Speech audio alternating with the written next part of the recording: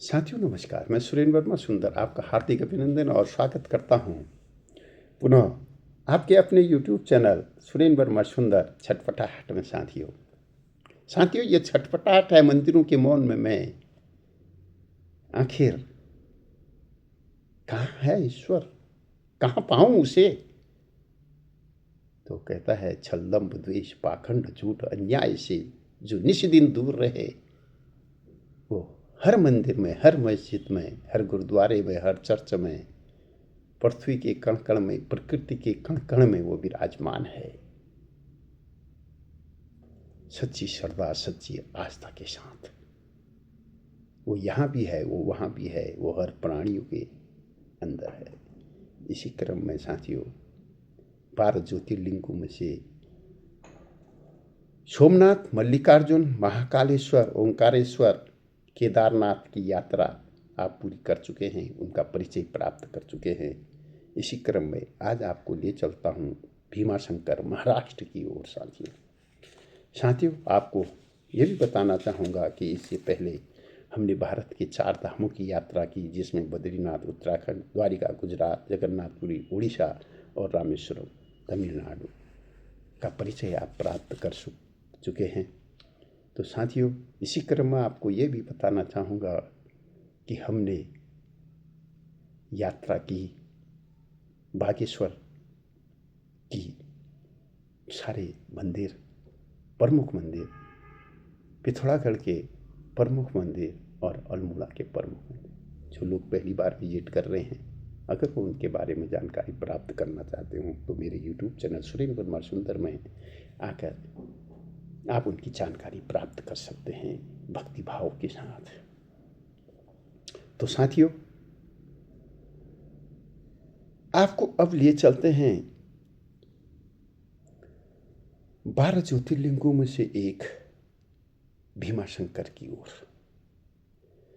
साथियों भीमाशंकर ज्योतिर्लिंग मंदिरों की पहचान प्रायः घंटियों की ध्वनि, मंत्रोच्चार और भीड़ से की जाती है, पर कुछ मंदिर ऐसे होते हैं जहां ईश्वर ध्वनि में नहीं मौन में मिलता है। भीमाशंकर ऐसा ही एक मंदिर है, ऐसा ही एक ज्योतिर्लिंग है।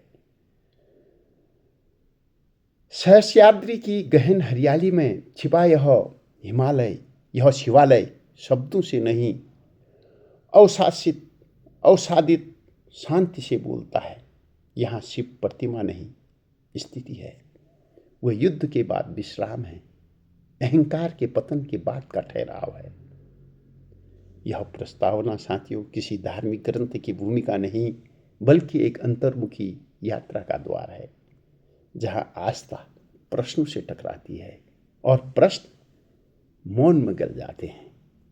भीमाशंकर का ज्योतिर्लिंग केवल पौराणिक कथा नहीं सुनाता, यह मनुष्य और प्रकृति के बीच टूटते हुए संवाद को जोड़ता है। वह याद दिलाता है कि धर्म केवल पूजा नहीं, संरक्षण, संतुलन और संवेदनशीलता है। वह फूल पाती चढ़ावे या दिखावे में नहीं, वह मानवता में है, संरक्षण में है, संतुलन में है, संवेदनशीलता में है, हर धर्म में है, हर संप्रदाय में है और संवेदनशीलता में है। इस श्रृंखला में मैं इतिहास को श्रद्धा से, लोक मान्यताओं को संवेदनाओं से और स्थापत्य को मौन की भाषा में देखता हूं। यहां मैं भक्त नहीं बनता, नहीं निरीक्षक। मैं केवल शिव के सामने चुप खड़ा एक मनुष्य हूं। यदि इस परिस्थिति के बाद भी आपके भीतर कुछ ठहर जाए तो समझिए भीमाशंकर ने आपसे भी बात की है। साथियों स्थापना और भौगोलिक दृष्टि से देखें तो सहस्याद्रि पर्वत श्रृंखला की घनी हरियाली में जहां कुहासे स्वयं ध्यानमग्न रहते हैं, वहां भीमाशंकर का शिवालय स्थित है। यह कोई साधारण स्थल नहीं है, यह वह भूमि है जहाँ प्रकृति स्वयं शिव का ध्यान करती प्रतीत होती है। यहाँ की ऊंचाई, नमी, घने वन और भीमा नदी का उद्गम इस ज्योतिर्लिंग को केवल धार्मिक नहीं, जीवंत प्राकृतिक आध्यात्मिक केंद्र बनाते हैं। पत्थरों में साधना, भीमाशंकर मंदिर का स्थापत्य न तो अत्यधिक अलंकरण चाहता है और न ही वैभव का प्रदर्शन। यह मंदिर नागर शैली का उत्कृष्ट उदाहरण है। गर्भगृह गहन, संकुचित और अंतर्मुखी है। सभा मंडप में प्रकाश सीमित है, मानो अंधकार भी यहाँ साधना में सहयोगी और सहभागी है। यह मंदिर कहता है, शिव को देखने के लिए आंख नहीं, भीतर की दृष्टि चाहिए। भीमासुर और शिव पुराणों के अनुसार असुर भीमासुर, जो रावण का पुत्र माना जाता है, अत्याचार और अहंकार का प्रतीक बन गया। उसके आतंक से त्रस्त देवताओं और ऋषियों ने शिव से प्रार्थना की। शिव प्रकट हुए, भीमासुर का वध किया और उसी भूमि पर स्वयं ज्योतिर्लिंग रूप में स्थिर हो गए। यह कथा केवल युद्ध नहीं बताती, यह संकेत देती है, जब अहंकार अति कर देता है तो मौन भी हथियार बन जाता है। साथियों, इसकी धार्मिक महत्व को देखें तो हम पाएंगे शिव का वनवासी रूप। भीमाशंकर में शिव राजा नहीं हैं, योगी नहीं हैं, यहाँ के वनवासी रक्षक हैं। यह ज्योतिर्लिंग भीमा नदी का स्रोत है, जल, जंगल, जीव तीनों की रक्षा का प्रतीक। यहाँ शिव को पर्यावरणीय देवता के रूप में भी देखा जाता है। यह मंदिर हमें सिखाता है, धर्म केवल पूजा नहीं, संरक्षण भी है। लोक मान्यता है और जन आस्था है और लोक विश्वास है कि यहाँ दर्शन से भय, रोग और मानसिक अशांति का नाश होता है। संतान, वर्षा और प्रकृति संतुलन की कामना से लोग आते हैं। आदिवासी और ग्रामीण समाज शिव को वन देवता के रूप में पूजते हैं। यहाँ आस्था शोर नहीं करती, वह धीरे से झुकती है। और परंपरा है, श्रावण और मौन श्रावण मास में भीमाशंकर जीवंत हो उठता है, पर तब भी यहाँ की भीड़ में भी एक अद्भुत मौन बना रहता है। पद यात्राएं, नंगे पांव चढ़ाई, जल अभिषेक में संयम, यह परंपरा कहती है शिव तक पहुंचने का मार्ग थकाता है पर अहंकार उतार देता है। साथियों, मंदिरों के मौन में मैं जब भी भीमाशंकर के गर्भगृह में खड़ा होता है तो शिव मूर्ति नहीं लगते, वे घना अंधकार लगते हैं जिसमें मैं स्वयं को देखता हूँ। यहाँ शिव पूछते नहीं तू कौन है, किस धर्म का है, किस संप्रदाय का है। यहाँ शिव कहते हैं तू चुप रहो, मैं तुझे समझ लूंगा।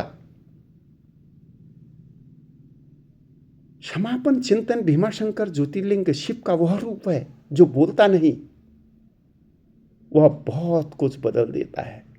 यह मंदिर शब्दों से परे आस्था, पत्थरों में साधना और प्रकृति में ईश्वर का सजीव प्रमाण है। भीमाशंकर की गोद में चुप बैठा एक नाम, जहां शब्द थक जाते हैं, बोल उठता विराम, न घंटी का आग्रह न मंत्रों की शान, यहाँ मौन ही करता है शिव का विधान। घने वन की छाया कुहासे की ओट, घने वन की छाया कुहासे की ओट, पत्थर भी साधक है, झुकी है हर चोट, झुकी है हर चोट।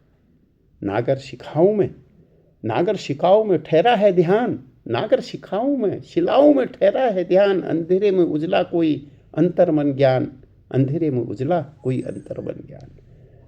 भीम का अभिमान जब सीमा लाग गया तो मौन हथियार बन शिव स्वयं जाग गया। नाद नहीं गर्जन, न रक्त की धार, बस अहंकार गिरा, बचा सत्य संभार। यहाँ राजा नहीं शिव, न सिंहासन ताज, वनवासी रक्षक हैं प्रकृति का समाज। भीमा की धारा में उनका ही वास, भीमा की धारा में उनका ही वास, जल जंगल जीवन एक अविचल श्वास। श्रावण की भीड़ में भी सन्नाटा बोल, नंगे पांव चढ़ाई पिघलता का है मोल। थकन जब गिर जाए चरणों के पास, तब भीतर उठता है शिव का प्रकाश। मैं आया, न मांगे न प्रश्नों की धार, बस चुप खड़ा था, कुछ टूटा कुछ हार। शिव ने न पूछा तू कौन, कहाँ, किस देश, किस रूप, किस धर्म, किस जाति, किस संप्रदाय। मौन ने ही लिख दी मेरी पहचान, मौन ने ही लिख दी मेरी पहचान। भीमाशंकर सिखाता धर्म शोर नहीं, संरक्षण संतुलन कोई और नहीं। तू चुप रह सका वही शिव को पा गया, जो चुप रह सका वही शिव को पा गया। मंदिर के मौन में मैं स्वयं रह गया, मंदिर के मौन में मैं स्वयं रह गया। ये प्रस्तुति यहाँ सामने साथियों समाप्त नहीं होती, यह केवल शब्दों के बाहर निकलती है। भीमाशंकर के मौन ने जो भीतर उतारा वह पंक्तियों में पूरा नहीं समा सकता। यहाँ शिव किसी निष्कर्ष की तरह नहीं, एक ठहराव की तरह मिलते हैं, जहाँ प्रश्न शांत हो जाते हैं और उत्तर अनावश्यक। यदि इन शब्दों के बाद आपके भीतर भी कुछ क्षण का सन्नाटा उतरे तो समझिए भीमाशंकर ने अपना कार्य कर दिया। यहाँ इस रचना का अंत है और यहाँ से मौन का आरंभ, मौन का आरंभ। साथियों, हर धार्मिक केंद्र, हर पूजा स्थल यही सिखाते हैं। बस मंजिल सबकी एक है, पर पहुंचने का रास्ता अलग अलग है। मानवता ही श्रेष्ठ है। सर्वधर्म संभाव से रचित ये रचना अगर आपको अच्छी लगी हो तो कृपया लाइक करें, कमेंट करें, शेयर करें। और जिन भी भक्त लोगों ने, जिन यात्रियों ने, जिन दर्शकों ने, जो व्यूअरों ने अगर सब्सक्राइब नहीं करा है, आपसे पुनः विनती है प्लीज़ लाइक, शेयर और सब्सक्राइब कर मुझे सहयोग करने का कष्ट करें, ताकि हमारी आगे की यात्रा इसी ढंग से आगे बढ़ते रहे। फिर हम ले चलेंगे आपको काशी विश्वनाथ, बैद्यनाथ, नागेश्वर, रामेश्वर, गणेश्वर, सभी पार ज्योतिर्लिंग। सर्वे भवन्तु सुखिनः, सर्वे सन्तु निरामया, सर्वे भद्राणि पश्यन्तु मा कश्चित् दुःखभाग्।